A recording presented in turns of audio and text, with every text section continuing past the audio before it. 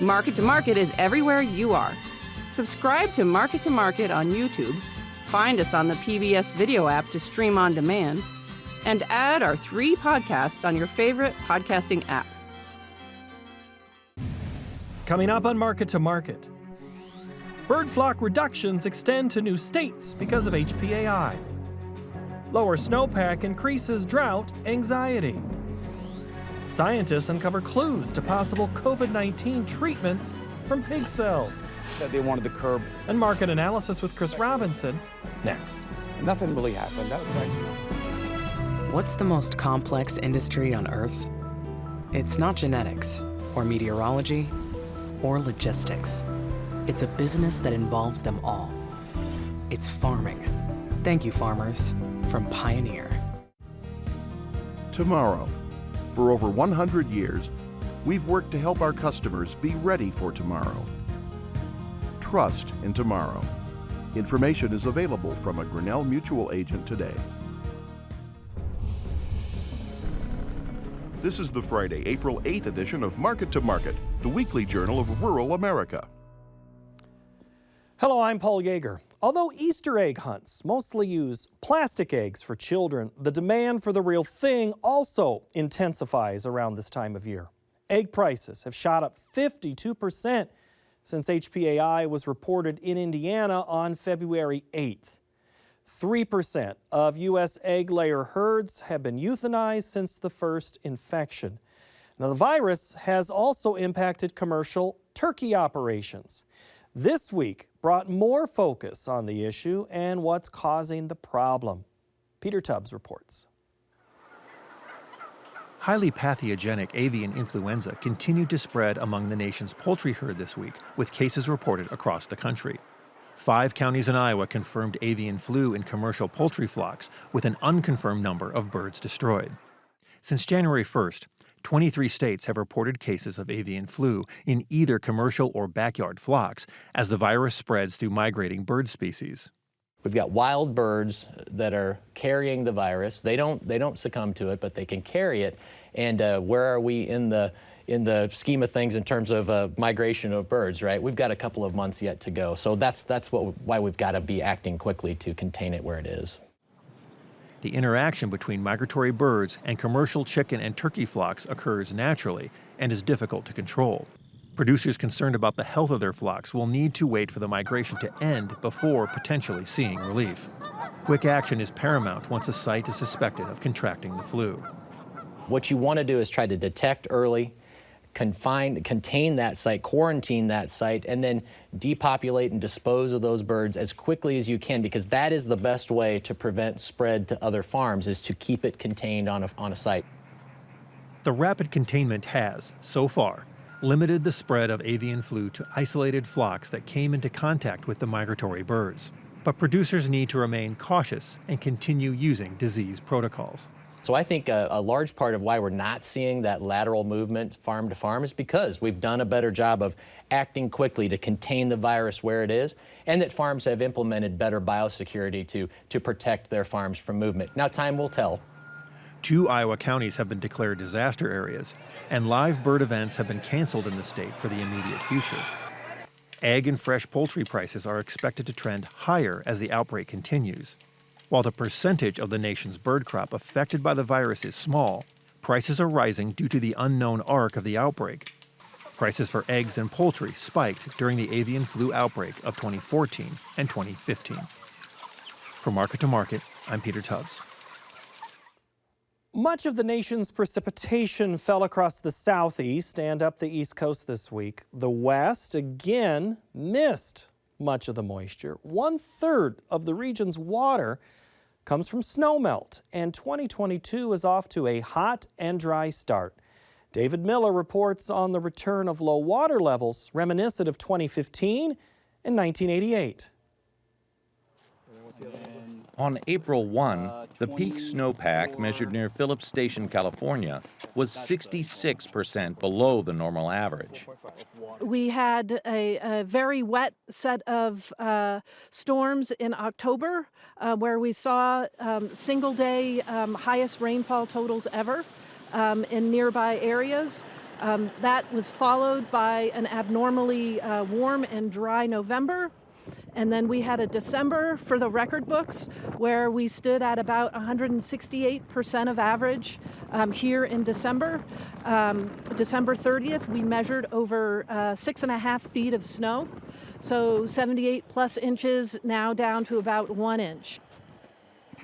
The snow season was off to a good start last fall, but since the turn of the year, low moisture and high temps have melted much of the snow cover. The latest drought monitor from the University of Nebraska reveals only a slight improvement in conditions this week. The extended dry period has tightened drought's grip on much of the western half of the United States. This season has been one of the driest since the drought of 2012. Another week, another round of spring storms in the south.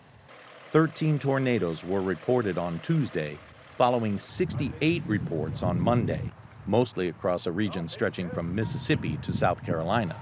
At least 3 people lost their lives.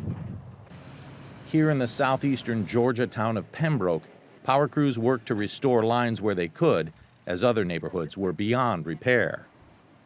For Market to Market, I'm David Miller. China's shutdown of Shanghai is the latest round of COVID-19 prevention. It stifled the economic activity in the city of 25 million people. One Chinese economist's estimate is the government's actions have cost $46 billion a month, or that's 3% of GDP. Now, just like 2 years ago, scientists are trying to find ways to treat and stop the spread of the illness. Many non-traditional avenues have been looked at for solutions. Josh Bittner has more in our cover story. Recent revelations in China have health authorities circling back to a large live animal food market in Wuhan as the genesis of the coronavirus pandemic. As new variants continue to emerge, a domino effect of homegrown zoonotic spillover discoveries have followed. We are happy to share. This is a very cutting-edge research, and this is all because of our previous experiences. Dr. Jimenez has worked with SARS-CoV-1 before, and I worked with influenza before in my PhD. Doctors Rahul Nelly and Luis Jimenez Lirola of Iowa State University's College of Veterinary Medicine had already amassed significant related analysis by the time SARS-CoV-2, the virus which causes COVID-19, surfaced. There's coronaviruses for all single species, even whales and dolphins. So there's no single animal species in the planet that is not affected for one or more coronaviruses. In pigs, there is at least 5. From the outset, Iowa's livestock were found minimally susceptible to COVID-19, though high doses have been shown to infect swine, which contribute over $7 billion annually to the state's economy. Research scientists in at least 4 other countries also concluded hogs don't develop clinical disease or spread the virus to other animals. Iowa State says they've uncovered additional information which could lead to new COVID treatments for people.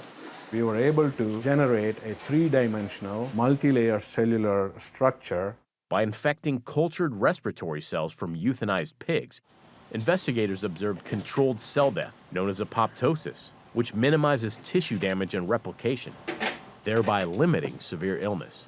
With SARS-CoV-2, we saw almost like 100 times more apoptosis in pig cells compared to human cells. In their peer-reviewed findings, published in December 2021, the researchers say human beings, by contrast, largely shed COVID through necrosis, where dead cell material spills into and inflames surrounding tissue, causing a strong immune response, which has led to the death of over 6 million worldwide. SARS-2 is not a risk for pigs, and the pigs, therefore, is not a risk for humans. So that's a big thing for us living in Iowa. Despite this pandemic breakthrough, experts caution the virus could still latch onto other hosts in the animal kingdom and act as a disease mutation reservoir. That would facilitate virus evolution and emergence of novel variants. Dr. Suresh Kuchipudi is a virologist at Penn State University. Thanks to a USDA grant and collaboration with Iowa State and the Iowa Department of Natural Resources, his team documented the first widespread natural COVID infection among wildlife last year, in white-tailed deer. Though nowhere near the #1 status garnered by the size of the state's hog herd, deer also are ubiquitous in Iowa. Just a few states boast higher numbers. We do not know how deer are picking up the virus from humans in the first place. Several possible routes have been proposed, and one of them is environmental contamination through leftover food or wastewater potentially, or a number of other avenues. Penn State utilized lymph nodes originally collected from Iowa hunts and roadkill to track chronic wasting disease, a neurological disorder in deer. It's just incredible to see how quickly this occurred. They found COVID antibodies in 1,200 of 2,000 samples. If you look at Kuchipudi documented cases in Pennsylvania, as well as the emergence of Delta and Omicron variants among deer in New York State this year. Last month, a Canadian study declared the first possible deer-to-human COVID transmission. Kuchipudi says the initial report is significant, but there is missing data. I think the general call for most people is there is no reason to worry about getting SARS-CoV-2 from animals, but we need to do our part by vaccinating ourselves so we will not contribute in the further spread of the virus. But what about eating meat from potential virus carriers? Kuchipudi says it's safe as long as it's prepared in accordance with standard safety methods. Like anything else, we'll refer to the experts. Ty Gustafson is vice president of the Iowa Meat Processors Association and runs Story City Locker, a small artisanal meat processor near Iowa State University. Gustafson harvests and packages beef, pork, and only boneless deer trim, a chronic wasting disease precaution. Demand surged during the depths of the pandemic, but he says his fully vaccinated staff hasn't experienced adverse COVID-19 issues with their products, nor have association members. Most of the product that we're handling and then returning to customers is cooked product. So antimicrobials and things, we use USDA regulations on cook temperatures and all those things to make sure that anything that could potentially be bad is cooked to lethality. Iowa State hopes their news will drive partnerships and funnel funds into research at the state and national level. But bureaucratic hurdles and endless questions remain. We need to find all the diagnostic tools to be able to detect and then have surveillance strategies, how to mitigate these viruses early on rather than when it's too late. I wish the policies will go as fast as the technology advances, but the viruses are even faster than us, so we are always behind. For Market to Market, I'm Josh Bittner. Next, the Market to Market report. The first weekly report of USDA crop conditions revealed poorer wheat and at-pace planting for corn. Now for the week, the nearby wheat contract added 67 cents, while May corn expanded 34 cents. Friday's WASDE report came in below expectations for ending stocks. The May soybean contract gained $1.06. May meal increased by $18.20 per ton. May cotton shrank $2.14 per hundredweight.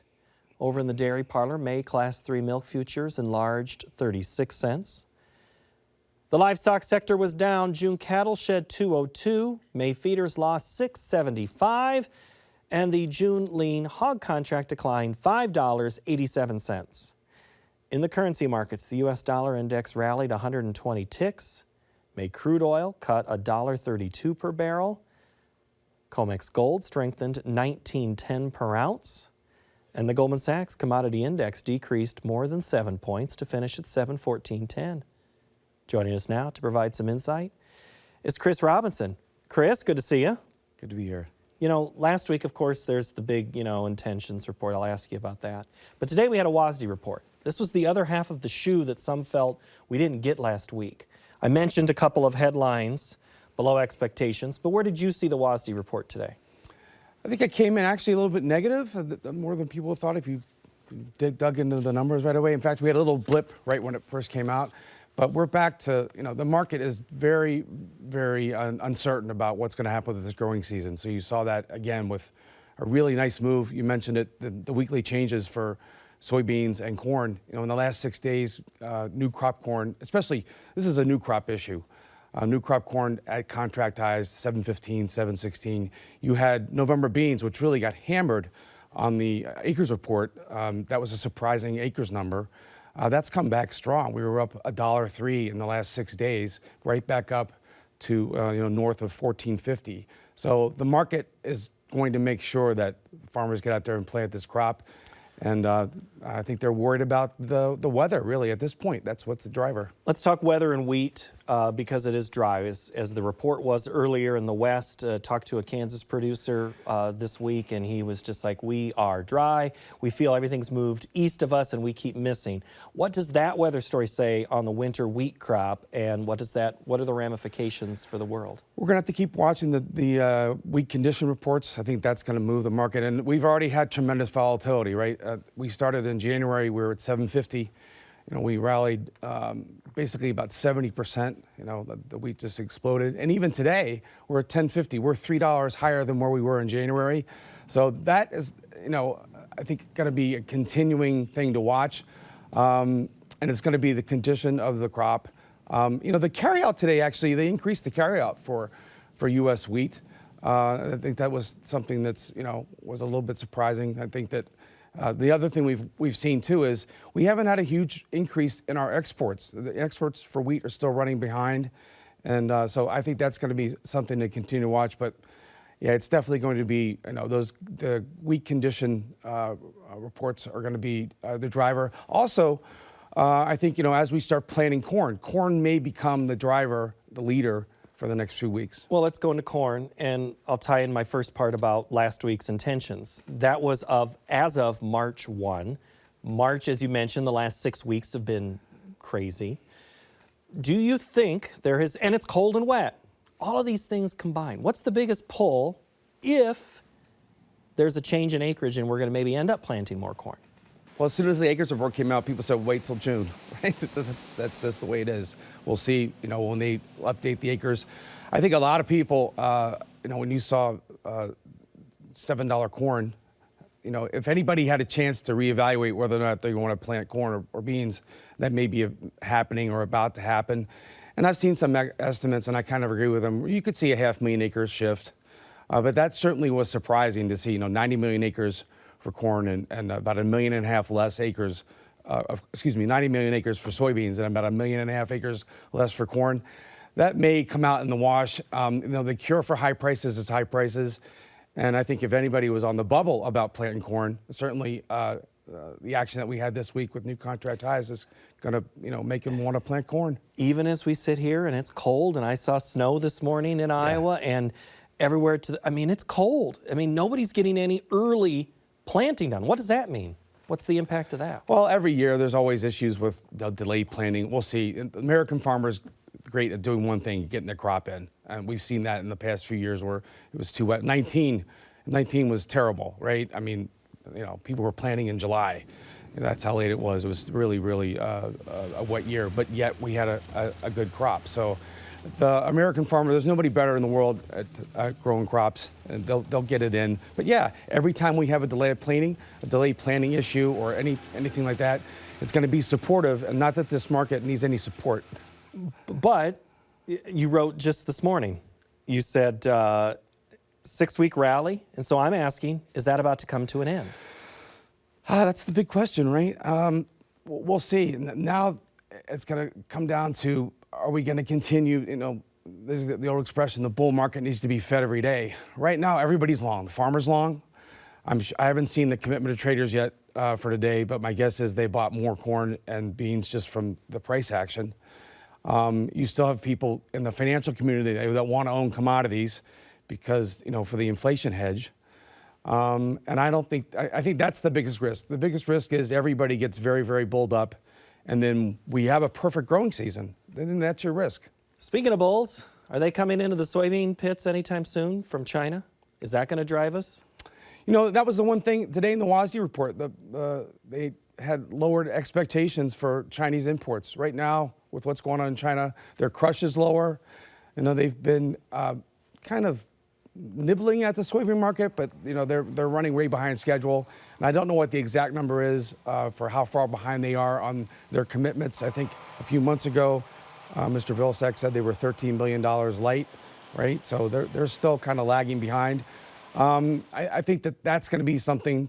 At the end of the day, you need the demand to hold those prices up. But I'll say one thing, the Chinese, they've tended to step in and buy the dips. They're very good at that. And I would continue to see that when we have this, that was a pretty good dip that we had after the acres report, and they did step in and buy. Another thing you like to write about is Mr. Market. What's Mr. Market telling you about soybeans right now? Mr. Market is telling you that anybody that had a knee-jerk reaction to that acres report, if you made an emotional decision, you probably wish you hadn't. That was a pretty big break and then another rally. I think also, too, for 7 years, 8 years, we were pretty spoiled. We didn't have this type of volatility. We started seeing this volatility really coming off the bottom in 2020. I don't think it's going away anytime soon, but at the end of the day, when you see $15 beans, $14.50 beans, and $7.50 corn, and it's not even tax day yet, this is a market that, for better or for worse, especially the corn market. This is a market, and you can go out and look at the deferred months, 22, 23. It just keeps grinding higher. So that speaks volumes. All right, well, let's flip this around. Let's take a viewer question. This comes from Gary in Franksville, Wisconsin on Twitter. He's at Farmer Kolb. He says, Chris, times like this, when every piece of news seems bullish and planting looks to be heading towards more of a normal time versus previous years. So his question is, what are the bears holding on to? They're holding on to above trendline yields. If we do have a good growing season, now we're going to talk about the drought monitor later on, and what does that portend? I don't know. It's really going to be in the hands of Mother Nature. But if we were to get, right now the market's factoring in weather issues, completely. If we were to get a perfect growing season, we could fix the carryout problem in one season. Also, too, you got to remember, they're harvesting now in South America. They're going to take a look and see what happens with our corn prices, and they will be very, very interested in planting more corn. So I think the market will fix it. You go back and look, every time we've had these spikes, the corrections are pretty painful to the downside. Everybody seems to think that maybe this time is different. I haven't heard a lot of that yet. I think if we start hearing that, that might be the warning signal. So, all right, well, let's look at livestock because that's a little bit a drought story, but it's also a feed issue. Both cattle and feeders this week look to be reacting to higher corn. Well, let's start with cattle. Do you buy that was the biggest weight on that market? Well, it's interesting. Just a couple months ago, we were at 7-year highs. We'd had a tremendous rally in the cattle, both fats and feeders. So we had that nasty correction in February to March, both in the feeders and the fats, really substantially, though, in the feeders. The feeders really, that $20 break from contract high to 8-month lows. I think that caught a lot of people surprised at how quickly that happened. And it was almost a knee-jerk reaction, I think, from the market where corn's going to be higher, you have to sell feeders. Now, we caught a little bit of a bid here towards the end of the week. I know a lot of guys that are long-term, very, very friendly cattle. We're all familiar with the fact that the herd's too small.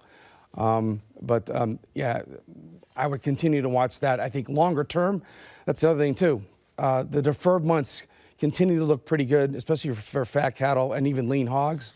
We've had a little bit of a pullback, but those have been good trending markets. But yeah, I'd say the weak link of all three of them has been the feeders, and it's just because it did not like, $8 spot corn. But it has that pull of, well, maybe we do want some beef. Maybe we are going to grill, and we have to get that through the system. Therefore, we need some feeders. What if we didn't have that pull?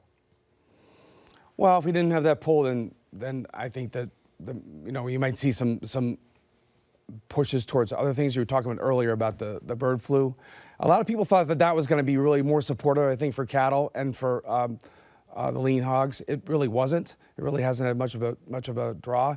But yeah, at the end of the day, protein is protein.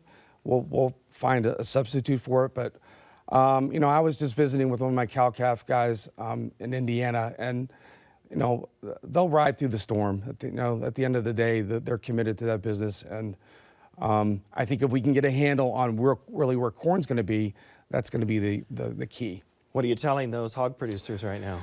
You better have corn calls on. And actually, I've been trying to have guys do that really for the last 2, 3, 4 months. In December, new crop corn was at 540. That was, in 3 months we've gone up tremendously already. So I don't want to be behind the 8 ball if we go and have like an 88 type market. So the only way to prevent being surprised or hurt by a move like that, if we go vertical, you have to have, the only protection you have that will really help you for feed is you've got to have those calls on. And I don't care, you have out of the money calls or vertical bull call spreads, something where you've got a defined risk where you know how much it's going to cost you, where you can't get whipsawed. I don't really recommend trading futures. That's too hard when it's moving like this. But go buy yourself call options and hope you don't need them. All right. Thank you, Chris Robinson. Thanks. Good to see you. Thanks. That will do it for the installment of the TV show Market to Market. We're going to keep going in Market Plus. I've got a bunch of questions here from you. You can find that free on our website of markettomarket.org. The site that's rooted in images is springing to life. As you head to the field, follow and then tag Market to Market Show on Instagram in your posts so that we can see your photo and then share it with others. Next week, we look at how one Kansas producer is answering the acreage question in a different way. Thank you for watching. Have a great week.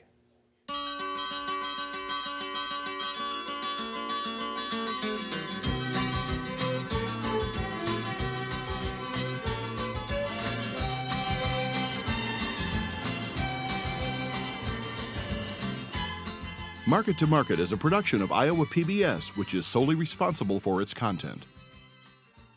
What's the most complex industry on Earth? It's not genetics, or meteorology, or logistics. It's a business that involves them all. It's farming. Thank you, farmers, from Pioneer. Tomorrow. For over 100 years, we've worked to help our customers be ready for tomorrow. Trust in tomorrow. Information is available from a Grinnell Mutual agent today.